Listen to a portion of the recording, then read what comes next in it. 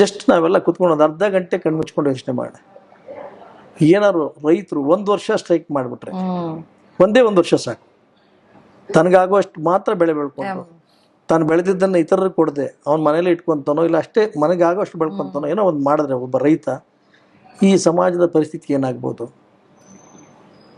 ನಮಗೆ ಬೇಡದೇ ಇರತಕ್ಕಂಥ ವಸ್ತುಗಳಿಗೆಲ್ಲ ಒಂದು ನಿಗದಿತವಾದ ವ್ಯಾಲ್ಯೂ ಇದೆ, ಆದರೆ ಅತ್ಯಂತ ಅವಶ್ಯಕತೆ ಇರತಕ್ಕಂಥ ವಸ್ತುಗೆ ವ್ಯಾಲ್ಯೂ ಇಲ್ಲ. ಅದನ್ನು ಉತ್ಪಾದನೆ ಮಾಡಿದ ಮನುಷ್ಯನಿಗೆ ಕೂಡ ವ್ಯಾಲ್ಯೂ ಇಲ್ಲ. ನನ್ನ ಪ್ರಕಾರ ರೈತ ಯಾವ ರೀತಿ ಇರಬೇಕು ಅಂದ್ರೆ ನನ್ನ ಕನಸು, ಅವನು ಬೆಳೆ ಬೆಳಿಬೇಕಷ್ಟೇ, ಬೆಳೆ ಬೆಳೆದು ಕೊಟ್ಟಿದ್ದನ್ನು ಅಲ್ಲಿಂದ ಪ್ರಕ್ಯೂರ್ ಮಾಡಿ ಜನಗಳಿಗೆ ತಲುಪಿಸ್ತಕ್ಕಂಥ ಕೆಲಸನ ಸರ್ಕಾರಗಳು ಮಾಡಬೇಕು. ರೈತನಿಗೆ ನೀವು ಒಬ್ಬ IAS ಒಬ್ಬ ಉನ್ನತ ಅಧಿಕಾರಿಗೆ ಯಾವ ಮರ್ಯಾದೆ ಕೊಡ್ತೀರೋ ಆ ಮರ್ಯಾದೆ ರೈತನಿಗೆ ಸಿಕ್ಕಿದಾಗ ಅಷ್ಟೇ ನಿಜವಾಗ್ಲೂ ಭಾರತ ದೇಶ ರೈತನ ಬೆನ್ನೆಲುಬು ಅಂತ ಏನು ಹೇಳ್ತದೆ, ರೈತ ಭಾರತ ದೇಶದ ಬೆನ್ನೆಲುಬು ಅಂತ ಹೇಳುತ್ತೆ, ಅದಕ್ಕೆ ಒಂದು ಅರ್ಥ ಬರ್ತದೆ.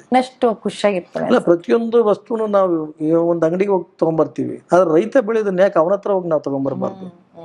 ಇವತ್ತು ರೈತನ ಪರಿಸ್ಥಿತಿ ಏನಾಗಿದೆ ಅಂದ್ರೆ ಅವನೊಬ್ಬ ಜೂಜುಕೋರ ಆಗ್ಬಿಟ್ಟಿದ್ದಾನೆ. ಜೂಜುಕೋರ ಅಂದ್ರೆ ಪ್ರತಿದಿನ ಅವ್ನು ಜೂಜಾಡ್ತಾ ಇದ್ದಾನೆ.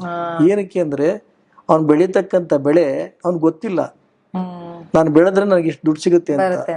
ಅವನೇನಾಗ್ತಾ ಇದ್ದಾನೆ, ಏನೋ ಒಂದು ಆಶಾಭಾವನೆಯಲ್ಲಿ, ಈಗ ನೀವು ಪ್ಲೇಯಿಂಗ್ ಕಾರ್ಡ್ಸ್ ನೋಡಿರ್ಬೋದು, ಆಡೋನ್ ಪ್ರತಿಯೊಬ್ಬನು ನಾನು ಗೆದ್ದೇ ಗೆಲ್ತೀನಿ ಅಂತಾನೆ ಹೇಳ್ತಾನೆ. ರೈತನು ಕೂಡ ಅದನ್ನೇ, ಇದನ್ನ ಬೆಳೆದ್ರೆ ನನಗೆ ಇಷ್ಟು ದುಡ್ಡು ಸಿಗುತ್ತೆ ಅನ್ನೋ ಒಂದು ಪ್ರಬಲವಾದ ನಂಬಿಕೆ ಮೇಲೆ ಮಾಡ್ತಾ ಇದ್ದಾನೆ. ಬಟ್ ಆದ್ರೆ ಎಲ್ಲೋ ಒಂದು ಕಡೆ ಆ ರೇಟ್ಗಳು ಕುಸಿದಾಗ ಅವರ ಎಂಟೇರ್ ಶ್ರಮ, 3 ತಿಂಗಳು 6 ತಿಂಗಳ ಶ್ರಮ ಬಹಳ ನಿಜವಾಗ್ಲೂ ಶೋಚನೀಯ.